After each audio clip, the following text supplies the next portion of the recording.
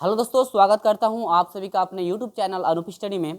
आज हम लोग जो है कि शुरू कर रहे हैं, जो कि 19 से लेकर जो है कि 22 तक के प्रश्नों का मैं सलूशन कराऊंगा। और ये जो है कि इस जो है कि प्रश्न चैप्टर का जो है कि ये आपका अंतिम वीडियो है, और शेष वीडियो को आप नहीं देख पाए होंगे तो हमारे जो है कि प्लेलिस्ट में जाइएगा। प्लेलिस्ट में जो है कि डेट वाइज वीडियो वहाँ पे सेव किया गया है। डेट वाइज वीडियो आपको वहाँ से मिल जाएगा, प्लेलिस्ट में आपका सेव किया गया है। तो बात करते हैं यहाँ पर 18 नंबर तक के प्रश्नों का सोल्यूशन मैं करा चुका हूँ। यहाँ से 19 से जो है कि 22 तक के प्रश्नों का सोल्यूशन मैं कराऊंगा इस वीडियो में, जो कि टोटल आपके 4 क्वेश्चन जो है कि बचे हुए हैं। ठीक है, तो चलिए पहला कह रहा है क्या, यानी कि 19 नंबर क्वेश्चन है। ये क्वेश्चन है आपका कौन था, 19 नंबर। ध्यान से आप देखिएगा, बहुत ही मजेदार क्वेश्चन। करी कोई धन चक्रवृद्धि ब्याज की दर से 15 वर्ष में दोगुना हो जाता है। कोई धन जो है चक्रवृद्धि ब्याज से 15 वर्ष में कौ गुना हो जा रहा है, दोगुना। तो 15 वर्ष में दोगुना हो जाता है, कितने वर्षों में यह स्वयं का 8 गुना हो जाएगा। तो करना कुछ नहीं है, कितने समय में स्वयं का 8 गुने की बात कह रहा है, तो पहले 8 लिख लीजिए, इसको घात के रूप में चेंज कीजिए। 3 का घात कितना होगा, 2 का घात कितना हो गया, 2। तो ये जो आपका 3 है, यह नंबर यानी कि n का काम करेगा। किसका काम करेगा, n का काम करेगा आपका। अभिष्ट जब समय निकालेंगे यानी कुल समय निकालेंगे, तो 15 वर्ष जो स्टार्टिंग वाला में दिया हुआ है, तो 15 वर्ष गुणे कर देंगे कितना, 3। तो आपका हो जाएगा कितना, 15 तिया 45 वर्ष। यानी कि यह जो धन है कह रहा है कि 15 वर्ष में दोगुना हो जाता है, तो कितने वर्षों में जो है कि आपका स्वयं के धन का 8 गुना हो जाएगा। तो आपका कितना वर्ष लगेगा, 45 वर्ष जो है कि आपका लगेगा, जो कि यह स्वयं का 8 गुना होने में कितना समय लगेगा, 45 वर्ष का समय लगेगा। समझ में आई बात। तो ये रहा आपका प्रोसेस, या एक और प्रोसेस मैं बता दे रहा हूं। ये आपका फार्मूला होता है m का पावर n गुना बराबर आपका होता है 8। यानी कि यह m का पावर n में हम लोग पहले इसको तोड़ लेंगे, तो 8 को लिखेंगे। वही मैं किया हूं कि 8 को आप लिखोगे 2 के सर पे कितना, 3। तो ये जो है आपका 3 नंबर का काम करेगा। n बराबर कितना हुआ, 3 हो गया। अभिष्ट जब समय निकालेंगे ना, अभिष्ट जब समय निकालेंगे तो आपका होता है t मल्टीप्लाई n। जो आपका समय जो है, पहला समय कितना दे रखा है, 15 वर्ष दे रखा है, तो 15 गुणे आपका जी n है आपका 3, तो 15 तिया कितना हो जाएगा, 45 वर्ष। यानी कि स्वयं के धन का 8 गुना होने में वह जो आपका समय लगेगा, आज जो है कि 45 वर्ष का समय लगेगा। ठीक है, समझ में आई बात ना। चलिए, तो यहाँ पर आपको समझ में आ गया होगा कि 15 वर्ष में आपका दोगुना हो रहा है, तो 8 गुना होने में कितना समय लगेगा, आपका जो है कि 45 वर्ष का समय लगेगा। तो हम लोग ऑप्शन की बात कर ले, तो ऑप्शन स्क्रीन पर दिख रहा होगा, जो कि आपका ऑप्शन नंबर ए करेक्ट है। ऑप्शन नंबर क्या है, ए आपका करेक्ट है। करना कुछ नहीं, जो लास्ट में दिया हुआ है उसका जो है कि आप जो है कि स्क्वायर के रूप में यानी घन के रूप में चेंज कर दीजिए। वर्ग के रूप में क्या लिख सकते हैं आप, 2 का पावर 3 लिख सकते हैं। तो जो 2 का पावर 3 बनेगा वह n का काम करेगा, और उसी n से जो है कि स्टार्टिंग वाला जो समय दिया है, यानी 15 वर्ष में दोगुना हो रहा है, तो उसमें मल्टीप्लाई करा दें, 15 तिया 45। ठीक है, चलिए, तो ये इस टाइप का क्वेश्चन हो ना, तो आप तुरंत जो है कि आप इसी तरह से हल करेंगे। यानी कि कोई धन जो है अपने धन का 8 गुना होने में कितना वर्ष का समय लगेगा, 45 वर्ष का समय लेगा। तो ये रहा आपका आंसर। ठीक है, चलिए, तो इसका जो है आपका एक करेक्ट था। बात करते हैं अगले प्रोसेस की तरफ। देखिए यहां पर बात करते हैं जो है कि आपका 20 नंबर। और हाँ, 20 नंबर क्या है, जरा ध्यान से आप समझते रहिए।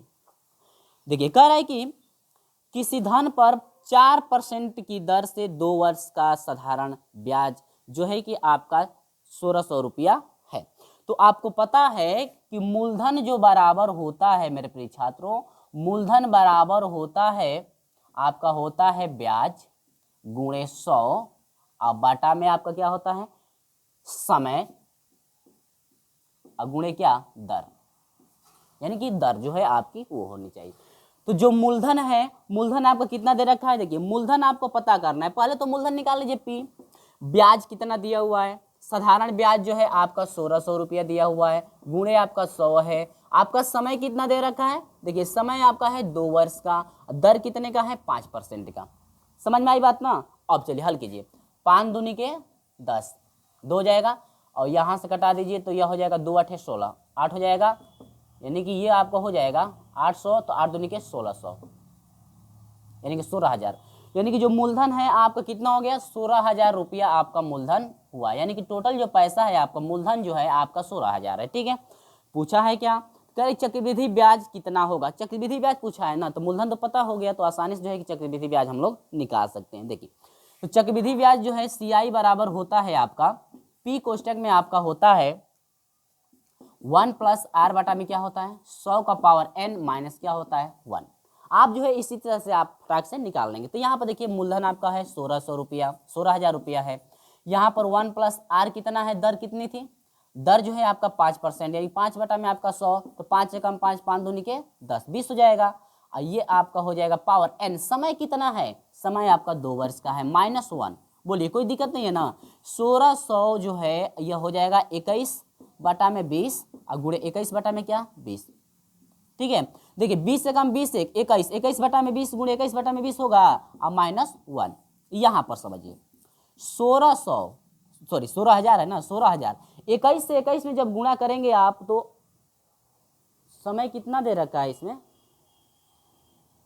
तो ये तो साधारण ब्याज के लिए 2 वर्ष था, लेकिन आगे भी दे रखा है, रुझे मिस्टेक हो गया।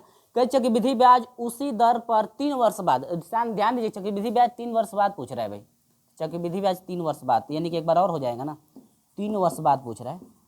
चलिए आइए यहाँ से -1 ठीक है, इनका मल्टीप्लाई कराएंगे आप तीनों का, तो आपका टोटल हो जाएगा 92 61, कितना हो जाएगा 92 61 बटा में 2 दूनी के 4 दूनी के 8, यहाँ पर हो जाएगा कितना 8000, अब -1, तो यहाँ से हो जाएगा आपका 16,000 जो है आपका कोष्टक में हो जाएगा मेरे परीक्षा। तो देखिए 8,000 से इसमें मल्टीप्लाई इसके बाद घटाना है, तो आपका टोटल हो जाएगा 12 61 बटा में आपका हो जाएगा कितना 8,000। ठीक है, अब 1 2 3 1 2 3 8 एकम 8, 8 दूनी के 16, 2 से मल्टीप्लाई करा दीजिए मेरे प्रिय छात्र, 2 एकम 2, 2 छः के 12 को 2 हाथ से ले, 2 दूनी के 4 1 5, 2 एकम 2, यानी कि हो गया 52 जो है आपका 25 22 यानी कि 2,522 रुपया।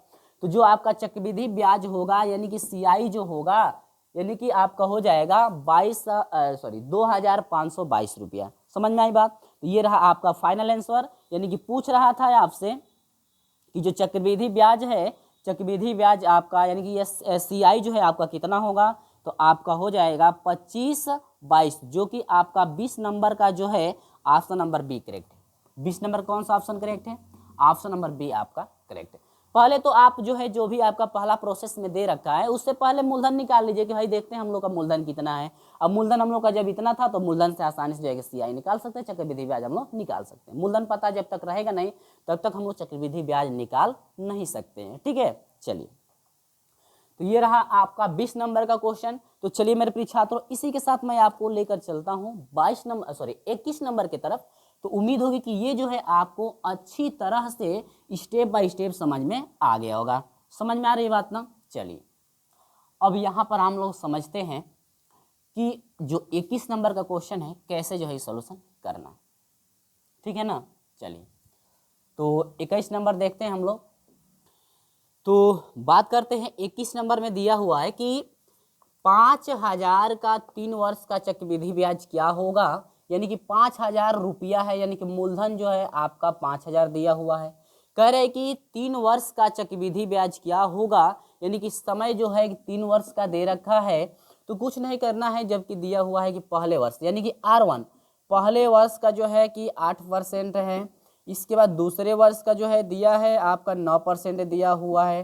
तीसरे वर्ष में जो है आपका दिया हुआ है कितना 10%। ठीक है, 3 वर्ष दे रहा है ना, तो पहला वर्ष दूसरा तीसरा, तो ये 10% इतना तो हो गया। अब आपसे पूछ रहा है चक्रवृद्धि ब्याज यानी कि CI आपसे पूछ रहा है। तो CI बराबर क्या होगा, फार्मूला इसके लिए बनेगा जानते हैं क्या, बनेगा 1 प्लस R1 बटा में 100, दूसरे कोष्टक में 1 प्लस R2 बटा में 100, इसके बाद तीसरे क्वेश्चन में 1 प्लस जो है कि आपका हो जाएगा R3 बटा में क्या हो जाएगा 100, इसके बाद माइनस क्या हो जाएगा 1। ये कंडीशन आपकी बनेगी। समझ में आई बात ना। ठीक है, चलिए तो यहाँ पर सब कुछ हम लोग को पता है, मूलधन भी पता है कितना 5,000 पता है। यहाँ पर देखिए R, यहाँ पर डायरेक्ट रख दे तो हो सकता है समझ में न आए, तो मैं डायरेक्ट नहीं रखता हूँ। 1 प्लस आपका R1 कितना है 8 है बटा में 100 हो जाएगा। दूसरे क्वेश्चन में 1 प्लस 9 बटा में आपका 100 हो जाएगा। तीसरे क्वेश्चन में 1 प्लस आपका 10 बटा में क्या हो जाएगा 100 और माइनस 1। ठीक है, चलिए मैं वैसे ही रहने देता हूं ताकि हम लोग को मल्टीप्लाई करने में दिक्कत ना हो। चलिए 100 एकम 100 8, 108 हो जाएगा ये। ठीक है, बटा में आपका 100 हो जाएगा, गुणे ये हो जाएगा 100 एकम 100 और 9 109, बटा में कितना हो जाएगा 100 हो जाएगा, 100 एकम 100 10 110, बटा में क्या हो जाएगा 100, अब -1। समझ में आई बात ना। अब देखिए यहां से आपका हो जाएगा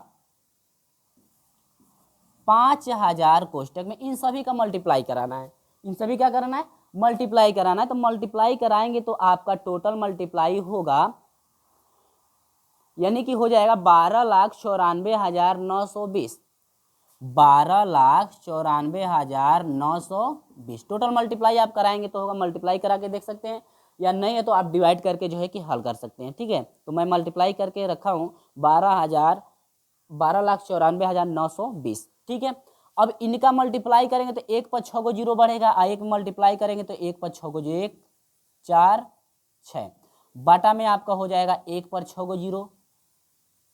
ठीक है, 2 2 4 2 6 होगा ना, मल्टीप्लाई कराएंगे तो भाई 100 है तो 100 का 3 बार मल्टीप्लाई कराएंगे तो 1 पर 6 जीरो बढ़ जाएगा, 1 2 3 1 2 3 कट गया ना इतना। अब यहां से हो जाएगा कितना बच गया है 5, कोष्टक में आपका हो जाएगा देखिए 12,94,920 में से इसको घटाएंगे तो आपका कितना बच जाएगा, टोटल आपका बचेगा 2,94,920, यानी कि आपका हो जाएगा 2 लाख, यानी कि 1 लाख, यानी 1 से 1 तो आपका हट जाएगा, यानी कि वह हो जाएगा 2,94,920, बाटा में आपका अब कितना हो जाएगा 1000। ठीक है ना, अब यहां से इससे ये क्या होगा कट जाएगा, 5 से कटा देंगे तो 5 दूनी के 10 20 हो जाएगा ना। आप 20 से जब इसको डिवाइड करेंगे आप तो टोटल आपका मिलेगा मेरे प्रिय छात्रों 1474 दशमलव कितना 6, 1474 दशमलव कितना हो जाएगा 6। ये रहा आपका CI, यानी कि चक्रवृद्धि ब्याज जो है आपका इतना हो जाएगा। समझ में आई बात। तो उम्मीद होगी कि ये आपको अच्छी तरह से स्टेप बाय स्टेप समझ में आ गया होगा। ठीक है, ये रहा आपका प्रोसेस जो कि आपका है प्रश्न नंबर 21। चलिए इसी के साथ मैं आपको लेकर चलता हूं प्रश्न नंबर 22 की तरफ, और वीडियो आपको अच्छा लगा है तो इस वीडियो को लाइक शेयर अपने दोस्तों में अवश्य कीजिएगा। चलिए इसी के साथ मैं लेकर चलता हूं आपको प्रश्न नंबर 22 की तरफ, जो कि आपका बहुत ही इजी क्वेश्चन है। तो प्रश्न नंबर 22 का क्या सोल्यूशन है जरा ध्यान से आप समझते रहिए। क्वेश्चन नंबर 22 की हम लोग बात करते हैं। देखिए क्वेश्चन नंबर 22 क्या है, मैं इसको अब हटा देता हूं। तो उम्मीद होगी मेरे प्रिय छात्रों ये आपको अच्छी तरह से समझ में आ गया होगा कि कैसे जो है सोल्यूशन आपका कराया गया है। देखिए तो मैं अब चलता हूं 22 नंबर पे। 22 नंबर का क्या है, देखिए कह रहा है कि 15,000 की धनराशि, देखिए मूलधन दिया हुआ है 15,000। ठीक है, इसके बाद दे रहा है कि 2 वर्ष के लिए, नंबर ऑफ दे रखा है 2 वर्ष के लिए दे रखा है, वार्षिक रूप से संयोजित चक्रवृद्धि ब्याज तथा साधारण ब्याज का अंतर, दोनों का अंतर दे रखा है, यानी कि डी आप ले लेंगे। दोनों का अंतर दिया हो कितना 96 दिया है, तो ब्याज की दर यानी कि आर आपको पता करना है कि आर जो है दर कितना होगा, यानी कि दर आपको निकालना है आर, यानी परसेंटेज वाला मान निकालना है कितना आपका होगा दर।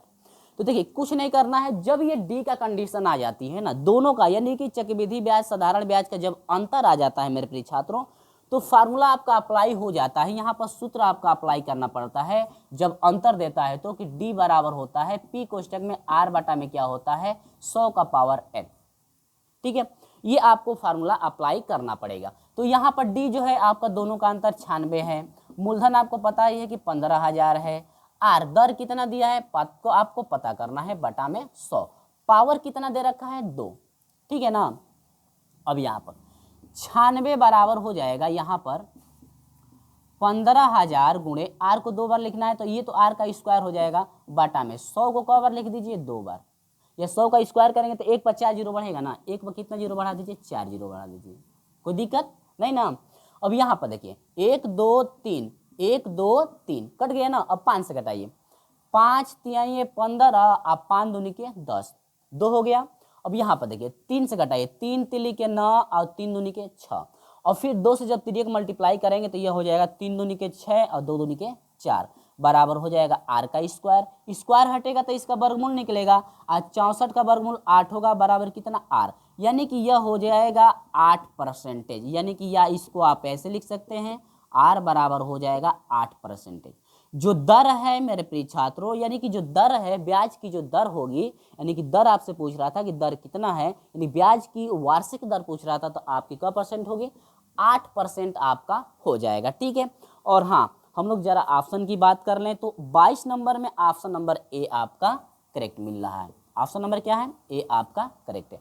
तो उम्मीद होगी मेरे प्रिय छात्रों कि जो भी मैं इस वीडियो में क्वेश्चन कराया हूँ, आपके 4 प्रश्नों का सोल्यूशन कराया गया है, आपको स्टेप बाय स्टेप समझ में आ गया होगा। और हाँ, अभी तक का ये वीडियो अच्छा लगा है तो जाते जाते इस वीडियो को लाइक कर दीजिएगा। और हाँ, अगला चैप्टर चलेगा, अध्याय 10 है, जो कि है अनुपात एवं समानुपात। तो इसमें ज़्यादा आपका टाइम नहीं लगेगा, बहुत ही ईजी चैप्टर है। तो चलिए दोस्तों, मिलते हैं आपसे अगले चैप्टर के साथ, अनुपात एवं समानुपात में। तो चलिए दोस्तों, मिलते हैं आपसे अगले वीडियो में, तब तक के लिए बाय बाय।